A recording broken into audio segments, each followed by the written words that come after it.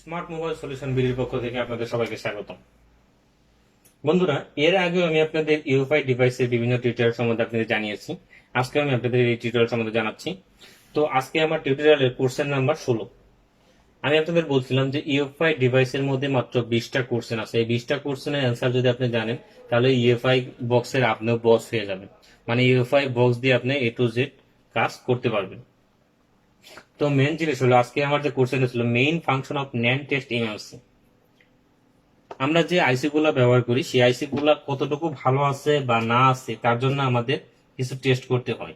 সেই টেস্ট গুলোর মধ্যে NAND টেস্ট হলো একটা টেস্ট। সাপোজ আমার কাছে যে আইসিটা আছে, এই আইসিটা কতটুকু ভালো আছে বা না আছে সেটা আমরা NAND টেস্টের মাধ্যমে দেখতে পারবো। NAND টেস্টের মাধ্যমে আমরা বুঝতে পারবো যে আইসিটা কাজ করবে কি করবে না। তো বন্ধুরা, NAND টেস্ট করার আগে যেটা করতে হবে, আমাকে আইসিটাকে আইডেন্টিফাই করতে হবে। তো আমি ডিভাইস এখানে আইসিটা আইডেন্টিফাই দেবো। দেখুন বন্ধুরা, আমার আইসিটা আইডেন্টিফাই হয়ে গেছে। তো আইসিটা আইডেন্টিফাই করার পরে যেটা আমার কাজ হলো, যদি আমি একটা আইসি কাজ করি, তো সেক্ষেত্রে আইডেন্টিফাই যখন দিচ্ছি তখন সেখানে আমার boat 1 boat 2 user area plus ওই ফোনের যে সফটওয়্যারের ভার্সনটা আছে সেটা এসে পড়বে।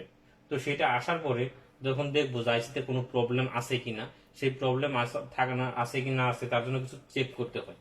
সেই চেক করার মধ্যে NAND টেস্টটা হলো অন্যতম একটা টেস্ট। NAND টেস্টের মাধ্যমে আমরা বুঝতে পারি যে আইসিটা কাজ করবে কি করবে না, আইসিটা কতটুকু ভালো আছে না আছে সেই জিনিসটা আমরা দেখতে পাই। তো NAND টেস্ট যদি সবগুলা রিপোর্ট ওকে দেখায়, তার মানে আইসিটা ভালো আছে, সেই আইসিটা কাজ করা যাবে। তো বন্ধুরা, এই দেখুন এখানে NAND টেস্ট নামে একটা অপশন আছে। তো আমি NAND টেস্টে ক্লিক দিলাম। দেখেন, warning, the boot one partition is corrupted, being is this you test, আর কন্টিনিউ ইয়েস। আমি যখনই বন্ধুরা NAND টেস্ট দেবো, NAND টেস্ট দেওয়ার পর একটু সময় নেবে।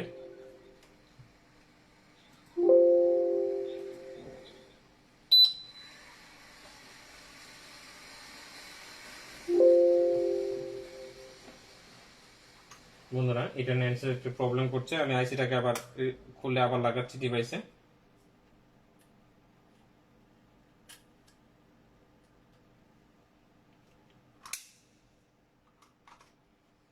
তো যেটা বলছিলাম, আবার আমি আইডেন্টিফাই দিলাম যে আইসিটা আমার পাইছে কিনা। আইসিটা পেয়েছে।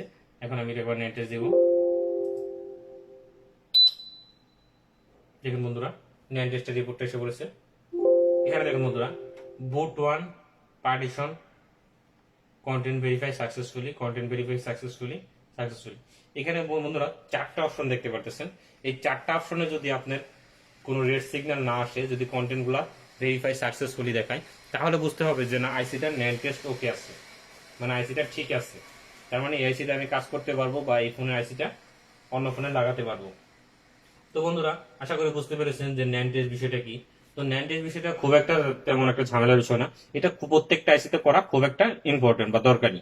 কেন দরকারি? কারণ NAND টেস্টের মাধ্যমে আপনি বুঝতে পারতেছেন যে আইসিটা ভালো আছে কি না খারাপ আছে।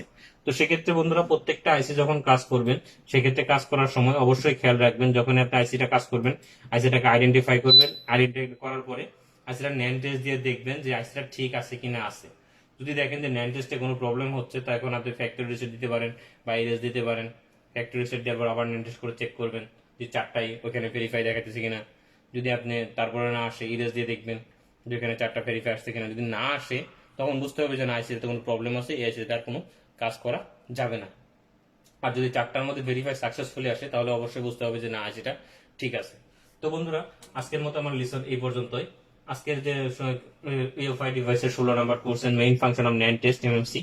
তো আশা করি এই সম্বন্ধে আপনাদের কোনো প্রবলেম নেই। যদি এতে কোনো প্রবলেম থাকে, তো আমার সাথে কন্ট্যাক্ট করতে পারেন। আমার হোয়াটসঅ্যাপ নাম্বার বা ফেসবুক আইডি ওখানে দেওয়া আছে। তো সেখানে আপনারা যোগাযোগ করে বিস্তারিত আরো জানতে পারবেন। যদি আপনার সেখানে কোনো প্রবলেম হয়, সে বিষয়ে আপনাদের বিশদভাবে জানানো হবে। আমার সাথে এতক্ষণ সাথে থাকার জন্য সকলকে ধন্যবাদ।